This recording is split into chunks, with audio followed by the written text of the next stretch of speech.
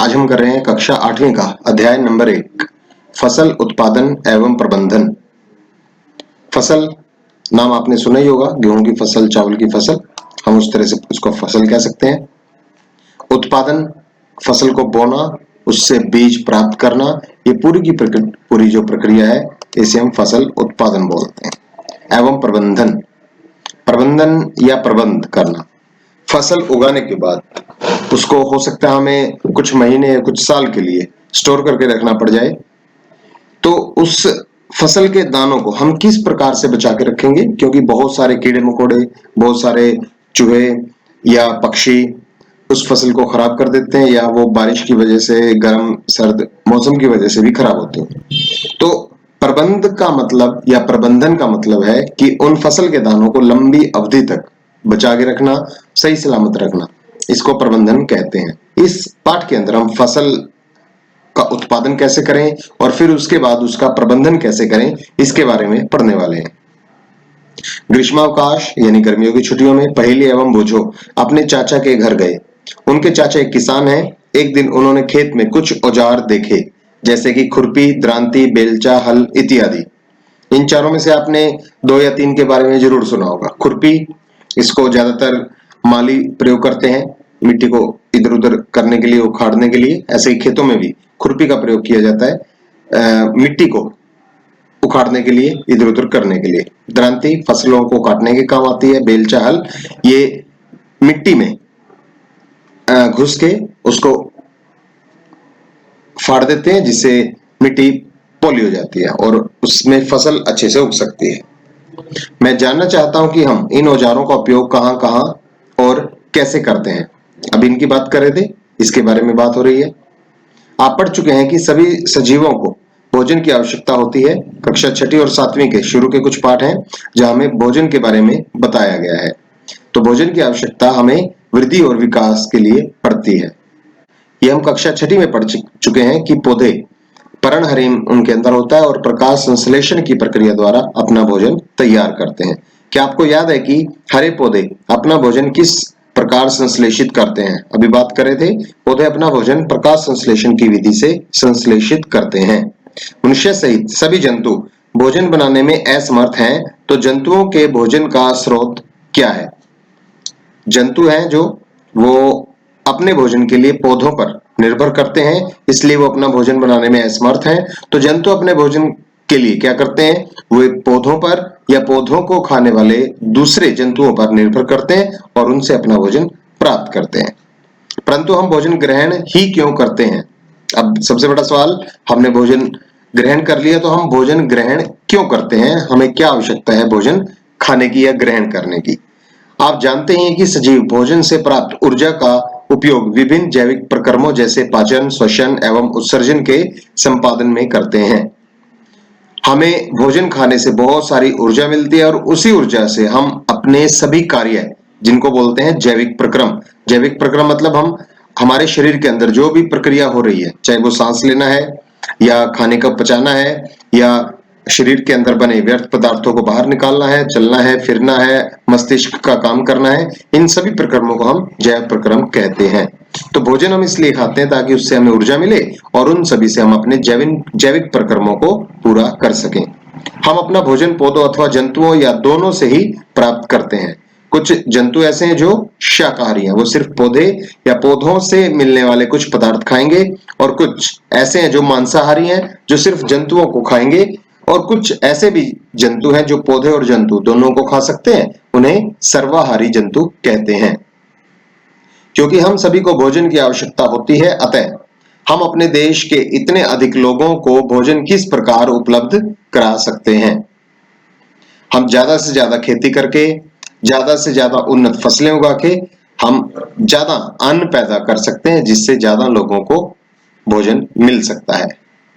भोजन का बड़े स्तर पर उत्पादन करना आवश्यक है। अभी बात कर रहे थे, एक विशाल जनसंख्या को भोजन प्रदान करने के लिए इसका नियमित उत्पादन, उचित प्रबंधन एवं वितरण आवश्यक है।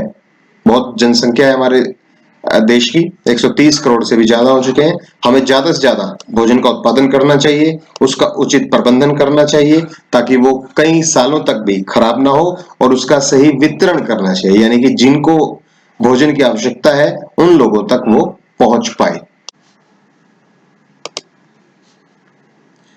आगे है 1.1 कृषि पद्धतियां। कृषि मतलब खेती करना, पद्धतियां मतलब नए नए तरीके, नई नई टेक्निक। लगभग 10,000 ईसा पूर्व तक मनुष्य घुमंतु थे। वे एक स्थान से दूसरे स्थान तक भोजन एवं आवास की खोज में समूह में विचरण करते रहते थे। वे कच्चे फल और सब्जियां खाते थे और उन्होंने भोजन के लिए जंतुओं का शिकार करना प्रारंभ किया। कालांतर में खेती कर चावल, गेहूं एवं अन्य खाद्य फसलों को उत्पादित कर सके, इस प्रकार कृषि का प्रारंभ हुआ।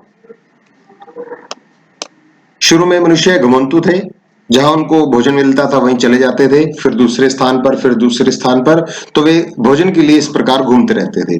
फिर धीरे धीरे समय बीतता गया और उन्होंने कुछ जंगली घास के बीजों को पका के खाना शुरू कर दिया, उबाल के खाना शुरू कर दिया, और उनकी फिर धीरे धीरे खेती करने लगी, और फिर वो एक जगह मिलके इकट्ठे होकर रहने लगे, जिससे छोटी छोटी बस्तियां बन गई, गांव बन गए, शहर बन गए, और आज जहां पे हैं हम इसी पूरी पूरी प्रक्रिया का एक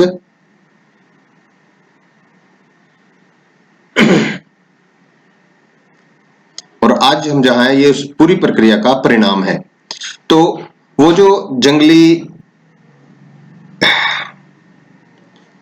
घास थी जिनके वो बीज खाते थे, उनको उगाना शुरू किया था। वे घास अब चावल गेहूं कहलाती हैं।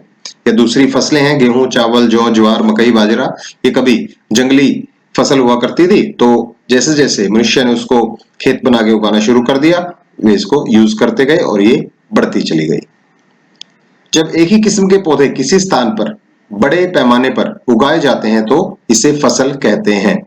फसल की परिभाषा है, यदि हम एक ही प्रकार के पौधों को बड़े पैमाने पर उगाएं तो इसे फसल कहेंगे। उदाहरण के लिए गेहूं की फसल का अर्थ है खेत में उगाए जाने वाली सभी पौधे गेहूं के हैं। ऐसे ही यदि हमने किसी खेत में बहुत सारे चावल के पौधे उगाए हैं तो हम कहेंगे चावल की फसल है। ऐसी कोई भी सब्जी हो सकती है, घिया, तोरी या करेले हो सकते हैं, मटर हो सकते हैं, तो उसे हम कहेंगे सब्जियों की फसल। ऐसे फलों की भी फसल हो सकती है। मान लीजिए हमने कहीं पे आम के बहुत सारे पेड़ लगाए हैं तो हम कहेंगे कि वो आम की फसल है।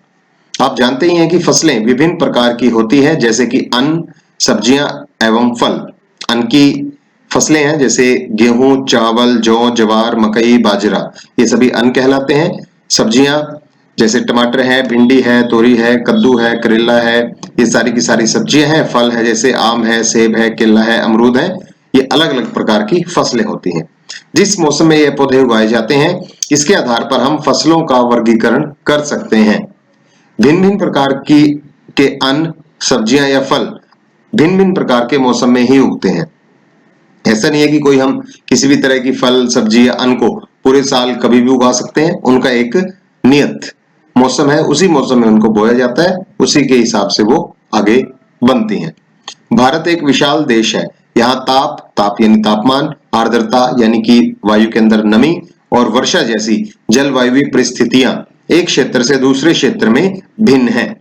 हमारे भारत देश के अंदर अलग अलग स्थानों पर अलग अलग तरह का मौसम पाया जाता है। अतः देश के विभिन्न भागों में विभिन्न प्रकार की फसलें उगाई जाती हैं। इस विविधता के बावजूद मोटे तौर पर फसलों को दो वर्गों में बांटा जा सकता है। जितनी भी फसलें हमारे आसपास, उनको हम मोटे तौर पे दो प्रकार से विभाजित कर सकते हैं। पहली है खरीफ की फसलें, दूसरा है रबी की फसलें। खरीफ की फसलें वह फसल जिन्हें वर्षा ऋतु में बोया जाता है और खरीफ फसल कहलाती हैं। कोई भी फसल जो वर्षा ऋतु में, भारत के हिसाब से अगर हम बात करें तो गर्मी के मौसम में जून, जुलाई, अगस्त में वर्षा ऋतु आती है, तो हम कह सकते हैं कि जो फसलें गर्मी में उगाई जाएं या वर्षा में उगाई जाएं उन्हें खरीफ की फसलें कहेंगे। भारत में वर्षा ऋतु सामान्यतः जून से सितंबर तक होती है। धान, मक्का, सोयाबीन, मूंगफली, कपास इत्यादि खरीफ फसलें हैं। ये पेपर के अंदर बहुत ज्यादा पूछा जाता है कि खरीफ की फसलें क्या है, रबी की फसलें क्या है, या इन दोनों में अंतर आ सकता है। तो ये आपको परिभाषा करनी है और इनके कुछ उदाहरण याद करने हैं। ऐसे ही रबी की फसलें शीत ऋतु में, शीत यानी कि सर्दी की ऋतु में उगाई जाने वाली फसलें रबी फसलें कहलाती हैं। गेहूं, चना, मटर, सरसों तथा अलसी रबी फसल के उदाहरण हैं। इसके अलावा कई स्थानों पर दालें और सब्जियां ग्रीष्म में उगाई जाती हैं। ग्रीष्म यानी कि गर्मी में कुछ फसलें, सब्जियों की फसलें गर्मी में उगती हैं और कुछ सर्दी में उगती हैं। तो आपको याद करना है खरीफ की फसलें क्या है। खरीफ की फसलें जो गर्मी में या वर्षा ऋतु में उगाई जाएं, और रबी की फसलें जो सर्दियों में उगाई जाएं। इसको याद करने का एक तरीका है र से रबी और र से रजाई। र से रबी और र से रजाई। तो आपको याद रहेगा कि र से रबी की फसलें र से रजाई यानी कि सर्दी के मौसम में उगाई जाती हैं, और जो दूसरी बच गई खरीफ की फसलें वे गर्मी या वर्षा ऋतु में उगाई जाती हैं। आगे है 1.2 आधारिक फसल पद्धतियां। कुछ फसल पद्धतियां या फसल बोने के तरीकों पर हम अभी बात करेंगे। धान को शीत ऋतु में क्यों नहीं उगाया जा सकता। धान, जैसे अभी हमने पढ़ा है कि जो धान है, धान की फसल को हम वर्षा ऋतु में या गर्मी की ऋतु में बोएंगे। यदि हम उसको शीत ऋतु में बोएं तो क्या होगा। यदि हम बात करें कि धान, या इसको चावल भी कह सकते हैं, चावल की फसल को उगने के लिए बहुत सारा पानी चाहिए। उस पानी के अंदर धान या फिर चावल के पौधे को लगाया जाता है जिससे वो बढ़ता है। और सर्दियों में यही समस्या है कि इतना पानी होगा नहीं। दूसरा है कि धान की फसल को बोएं तो उसको पकने के लिए सर्दियों की आवश्यकता पड़ती है। यदि हम उसको सर्दी में ही बोएंगे तो वो गर्मी में जाके कहीं पकेगी, लेकिन गर्मी के कारण वो पक नहीं पाएगी। हाँ बेटा, डुगो।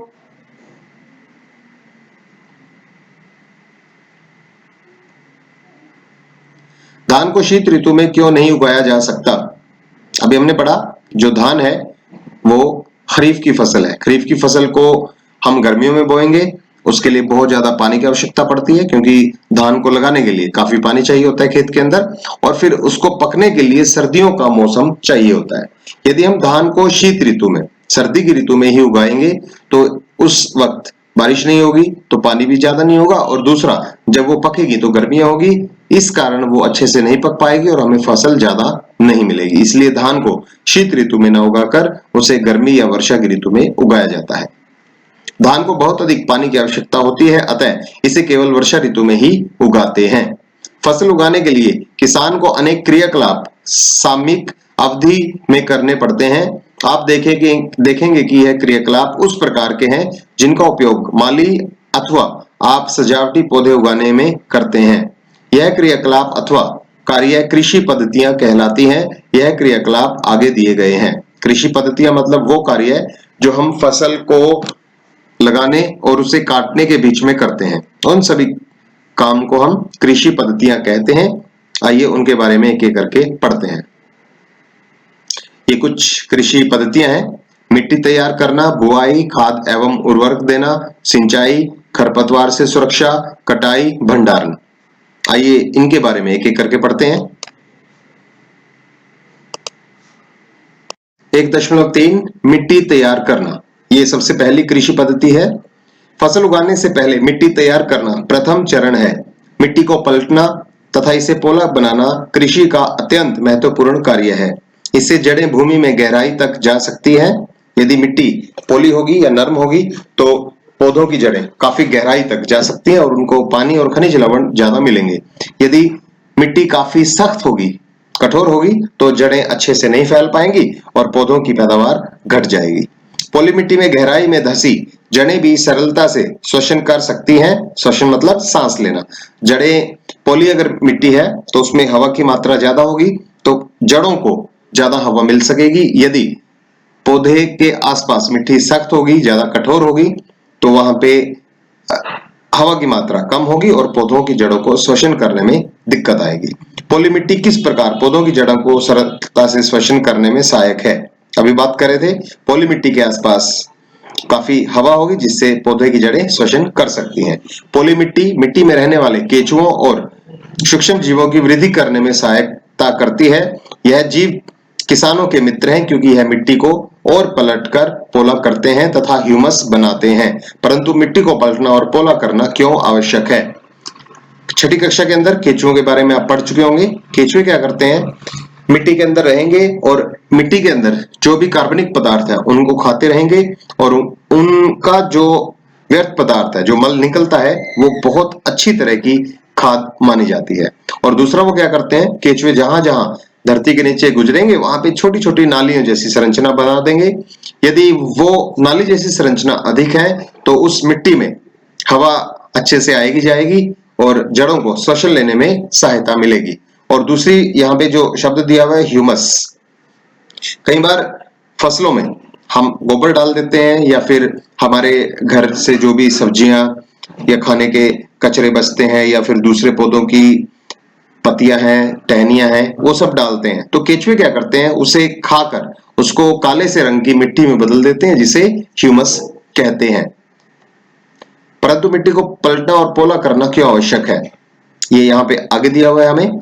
आप पिछली कक्षाओं में पढ़ चुके हैं कि मिट्टी में खनिज, जल, वायु तथा कुछ सजीव होते हैं। इसके अतिरिक्त मृत पौधे एवं जंतु भी मिट्टी में पाए जाने वाले जीवों द्वारा अपघटित होते हैं। अपघटित मतलब गलाना, सड़ाना। इस प्रक्रम में मृत जीवों में पाए जाने वाले पोषक मिट्टी में निर्मुक्त होते हैं। यह पोषक पौधों द्वारा अवशोषित किए जाते हैं। मिट्टी के अंदर जितने भी जीव हैं, पौधे हैं, वे सभी के सभी गलते हैं, सड़ते हैं और अपघटित होकर गल सड़कर वो मिट्टी में मिल जाते हैं और पौधे की जड़ें उनसे जो भी आवश्यक खनिज पदार्थ हैं उनको अवशोषित कर लेती है। क्योंकि ऊपरी परत के कुछ सेंटीमीटर की मिट्टी ही पौधों की वृद्धि के लिए सहायक है, इसे उलटने पलटने और पोला करने से पोषक पदार्थ ऊपर आ जाते हैं और पौधे इन पोषक पदार्थों का उपयोग कर सकते हैं। अतः मिट्टी को उलटना पलटना एवं पोला करना फसल उगाने के लिए अत्यंत महत्वपूर्ण है। पीछे हमसे पूछा गया था कि मिट्टी को उलटना पलटना और पोला करना क्यों आवश्यक है, क्योंकि मिट्टी की ऊपरी परत में ही पौधे ज्यादा से ज्यादा अपनी जड़ें फैलाते हैं। यदि ऐसा ही चलता रहेगा तो वो नीचे के जो खनिज लवण है मिट्टी के वो नहीं ले पाएंगे और ऊपर की मिट्टी में खनिज लवणों की कमी हो जाएगी। तो यदि हम उस मिट्टी को लगातार पलटते रहेंगे तो नीचे की मिट्टी ऊपर, ऊपर की नीचे वो चलती रहेगी और पौधों को सही मात्रा में मिट्टी की सभी परतों के खनिज लवण और पोषक पदार्थ मिलते रहेंगे।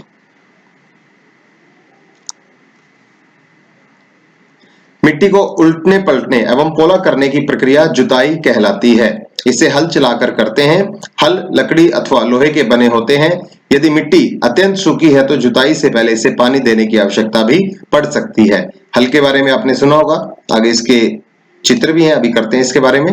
हल क्या करता है, वो मिट्टी को उखाड़कर ऊपर नीचे कर देता है जिससे मिट्टी की परतें आपस में मिल जाती है और इस प्रक्रिया को हम जुताई करना कहते हैं।